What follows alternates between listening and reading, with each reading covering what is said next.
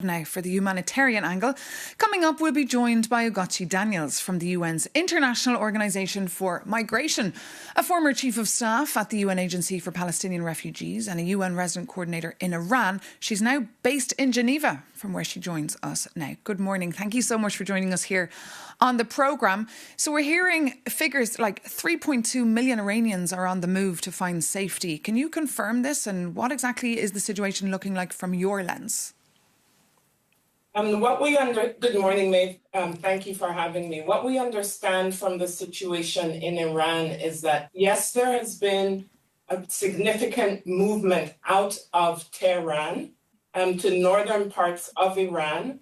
However, these are precautionary movements and people self-relocating as a precautionary measure. This is also because the government had asked people to move for their own safety out of Tehran. So that is what we are seeing, and lots of movement to northern Iran. And meanwhile, thousands of people are fleeing southern Lebanon. How critical is the situation there? Where will internally displaced people go? And that's the situation we're really worried about. This is a region that before the conflict had 19 million internally displaced people, and now we have the conflict on top of that. And in Lebanon, 820,000 people are now displaced. We know that about 128,000 of them are in shelters, and the shelters have reached capacity. And while the others have moved and are staying in communities, but there's a lot of pressure, and we're very worried and concerned about the humanitarian needs right now in Lebanon. And we've seen France, they've been sending supplies and aid to Lebanon. Is that enough? No, the aid is nowhere near enough to meet the needs and the scale. First of all, what we call for and join the Secretary General is an end to the hostilities so that people can go back home, continue with their lives, first and foremost. And second, while thanking the donors who have provided resources, much more is needed. Lebanon will be launching an appeal today for additional funding. But of course, as we've been reporting here, the war, there's no end in sight really to this war. And I guess the question is, are humanitarian agencies able to cope with this new humanitarian crisis? And how are cutbacks affecting your work as well on the ground?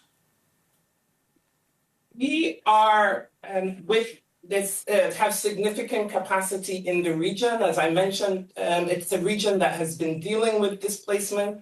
We're closely monitoring what is happening at borders.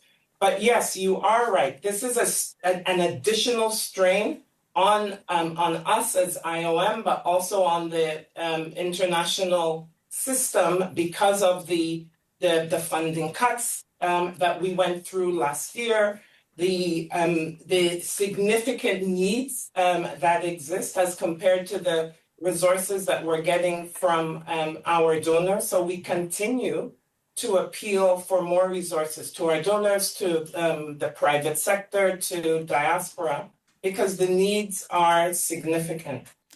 And meanwhile, I guess a question on the minds of many of our viewers this morning: should the European Union be preparing for a massive influx of refugees? We are not seeing that right now. As we've already discussed, most of the displacement is internal within Iran and within Lebanon. There has been some movement across borders, but it is minimal.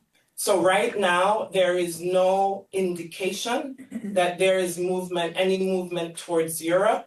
However, as if hostilities don't end soon, the likelihood of secondary movement is something we will all need to contend with. And of course, that's what the EU Asylum Agency is also potentially preparing. Ugochi Daniels, thank you so much for joining us this morning here on Europe Today on Euronews.